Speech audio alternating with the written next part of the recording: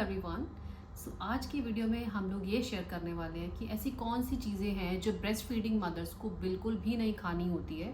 तो जिन लेडीज़ ने अभी अभी बेबी डिलीवर किया है और न्यूक्लियर फैमिली में रहती हैं, उनको पता नहीं है कि क्या खाना चाहिए, क्या नहीं खाना चाहिए, क्या खाने से उनकी हेल्थ पे इम्पैक्ट पड़ेगा और क्या खाने से उनके बेबी की हेल्थ पे इम्पैक्ट पड़ेगा, तो वो सब चीज़ें हम सारी डिस्कस करेंगे। वैसा कहीं पे भी लिखा नहीं गया है कि जो माँ बहुत पतला पतला खाना खाती हैं वो बहुत अच्छा दूध प्रोड्यूस करती हैं, जो माँ बहुत वाइट वाइट खाना खाती हैं वो माँ बहुत अच्छा मिल्क प्रोड्यूस करती हैं, या जो माँ बहुत ज़्यादा खाना खाती हैं वो बहुत ज़्यादा क्वांटिटी में मिल्क प्रोड्यूस करती हैं।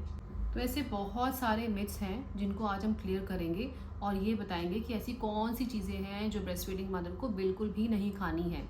First thing, spicy food. तो स्पाइसी फूड खाने से ऐसा नहीं होता है कि मिल्क की क्वालिटी ख़राब होती है। एक्चुअली उससे क्या होता है कि जब आप स्पाइसी खाना खाते हो तो आपको एसिडिटी जो बढ़ने के चांसेस ज़्यादा होते हैं, क्योंकि ऑलरेडी आप रात में स्लीप नहीं ले रहे हो प्रॉपर, जिससे कि आपकी एसिडिटी ऑलरेडी बन रही है। और स्पाइसी फूड खाने से तो नॉर्मल लोगों को भी एसिडिटी हो जाती है, तो इसलिए आपको स्पाइसी फूड अवॉइड करना है, बिल्कुल नहीं खाना है। ट्राई जितना स्पाइसेस कम रखेंगे उतना आपको एसिडिटी बनने के चांसेस कम होंगे। इससे क्या होगा, इससे आपको भी प्रॉब्लम नहीं होगी और आपके बेबी को भी प्रॉब्लम नहीं होगी। सेकेंड चीज़, आपको सिर्फ रोटी, चावल, चपाती ये सब चीज़ें ही नहीं खानी है। इसके साथ में अपने मील्स में वेजिटेबल्स एंड फ्रूट्स, दही, दूध, ये सब इंक्लूड करना है। ट्राई कीजिए कि आप सबसे पहले दाल, फ्रूट्स, वेजिटेबल्स ये सब चीज़ें खाएं, और अगर आपको उसके बाद भी भूख है तो आप रोटी एंड चावल खाइए। आपको सबसे ज़्यादा जो ध्यान देना है वो है प्रोटीन्स पर, वेजिटेबल्स पर, फ्रूट पर, फाइबर पर और वाटर पर। खूब सारी वेजिटेबल्स खाओ, खूब सारा फ्रूट्स खाओ, खूब सारा पानी पियो।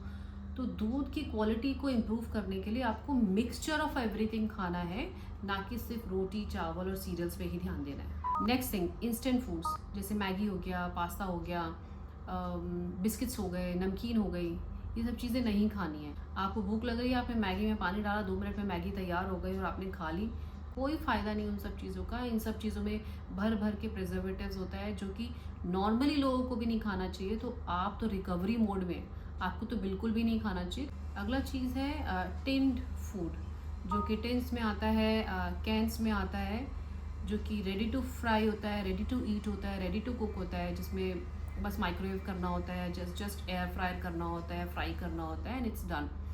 वो सब चीज़ें आपको बिल्कुल भी नहीं खानी है। उसमें जो न्यूट्रिशन वैल्यू होती है वो कुछ भी नहीं होती है, क्योंकि वो 6 मंथ्स की एक्सपायरी डेट पे आते हैं। आप खुद ही देख सकते हो ना कि मतलब क्या ही न्यूट्रिशन बचा होगा उसमें, इतना सारा तो प्रिजर्वेटिव्स डाल रखा होता है। अगर आप उसको खाते हो तो सिर्फ पेट भरने के लिए खाते हो, उसकी न्यूट्रिशन वैल्यू कुछ नहीं होती। इसलिए आपको फ्रेश घर का बना हुआ न्यूट्रिशन खाना खाना है, जो कि जैसे मैंने बताया कि जिसमें सारी चीज़ें होनी चाहिए, protein, fibre, vegetables, fruits, water, सब कुछ होना चाहिए। नेक्स्ट थिंग, ऐसी कोई भी चीज़ जो कि अल्कोहल मिक्स करके बनाई गई हो, जैसे कॉकटेल्स बनी होती हैं, बहुत सारे केक्स बने होते हैं जिसमें कि अल्कोहल डाला जाता है, बहुत सारी चॉकलेट्स होती हैं ऐसी जो जिसमें कि अल्कोहल डाला जाता है, तो आपको वो बिल्कुल अवॉइड करना है, क्योंकि अल्कोहल का जो डायरेक्ट इम्पैक्ट है वो ब्रेस्ट मिल्क पे पड़ता है। तो आपको अल्कोहल बेस्ड जो चीज़ें होती हैं वो तो बिल्कुल खानी ही नहीं है। Next thing, to much of milk. कहा जाता है कि जितना ज़्यादा आप दूध पियोगे उतना ही ज़्यादा आप दूध प्रोड्यूस करोगे, बट ऐसा कुछ नहीं है, ये मिथ है। इनफैक्ट बहुत ज़्यादा मिल्क पीने से आपको डाइजेशन इश्यूज होते हैं, आपको गैस बनती है, आपको कॉन्स्टिपेशन होती है। तो हर चीज़ को एक बैलेंस में लेना चाहिए। Milk should be a part of your meal, it should not be your meal. क्योंकि अगर आप मिल्क इतना ज़्यादा पी लेंगे तो आपकी बाकी जो बॉडी की रिक्वायरमेंट है वो आप कैसे खाएंगे। तो इसलिए 400 to 500 ml मिल्क पूरा दिन में इज़ इनफ। तो ऐसा नहीं है कि मिल्क ज़्यादा पीने से मिल्क ज़्यादा प्रोड्यूस होगा, वो सब अपने दिमाग से निकाल दीजिए। To much of anything is harmful, तो आप उसको बैलेंस करके पीजिए। Next thing, bakery items. Bakery items जैसे कि ब्रेड, बन, पाव, नान खटाई, बिस्किट्स, नमकीन, ये सब चीज़ों में बहुत ज़्यादा आप देखोगे कि बहुत ज़्यादा वनस्पति घी होता है, बहुत ज़्यादा ट्रांस फैट होता है। इसमें बेकिंग पाउडर, बेकिंग सोडा और बहुत सारा प्रिजर्वेटिव्स भी होता है, जो कि आपने न्यूट्रिशन खाना खाया होता है उसके प्रोसेस को भी हैम्पर करता है, उसके प्रोसेस को भी, उसके डाइजेशन प्रोसेस को भी स्लो डाउन कर देता है। तो जब आपका सारा सिस्टम ही स्लो डाउन हो गया है तो आप अच्छे से ब्रेस्ट मिल्क कहाँ प्रोड्यूस कर पाएंगे। तो वो आपको चीज़ें बिल्कुल अवॉइड करनी है, वो बिल्कुल भी नहीं खानी है। Next thing, to much of sugary items, बहुत ज़्यादा चीनी वाले आइटम्स जो होते हैं वो आपको अवॉइड करने हैं।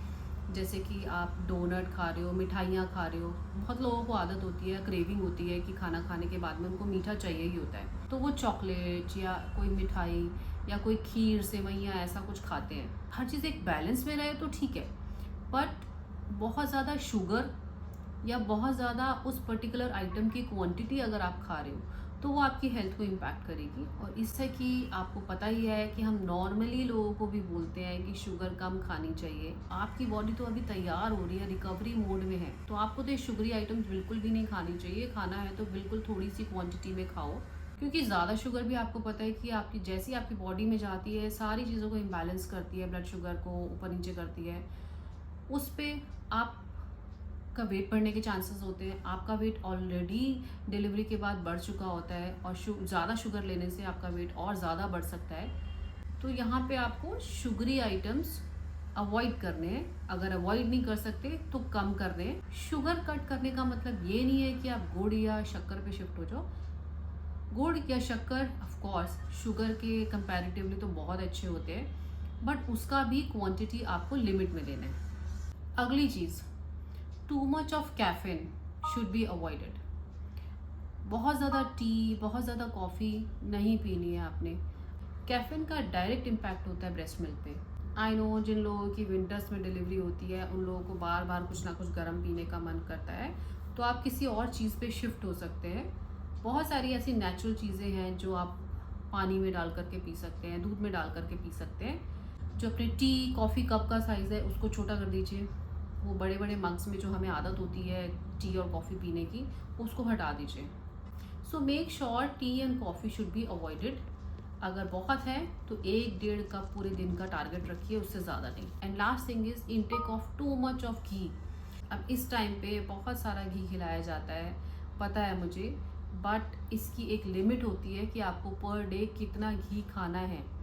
अब ऐसा भी नहीं है कि गाय का घी आप ज़्यादा खा सकते हो और भैंस का घी कम खा सकते हो, क्योंकि गाय के घी में फैट्स नहीं होता है एंड भैंस के घी में फैट्स होता है।